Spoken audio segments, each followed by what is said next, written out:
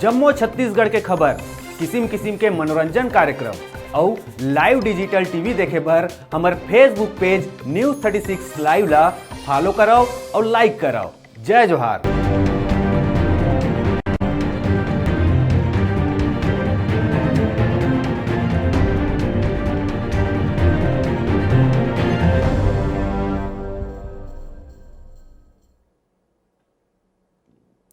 बड़का समाचार के बाद अब बेरा हो गए खबर छत्तीसा के।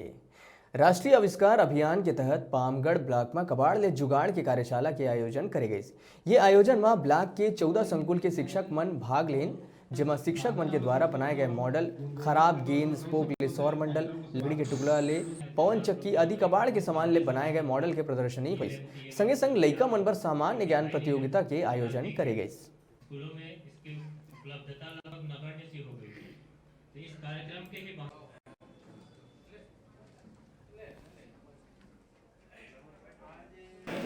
इसमें कबाड़ से जुगाड़ के अंतर्गत जो बेहतर कार्य कर रहे हैं शिक्षक, उनको प्रोत्साहित करने के लिए शासन के निर्देशानुसार पहले संकुल स्तर पर उनका चयन किया गया, पुनः विकासखंड स्तर पे चयन करके जिला के लिए हम लोगों ने भेजने के लिए यह कार्यक्रम मतलब आयोजित है।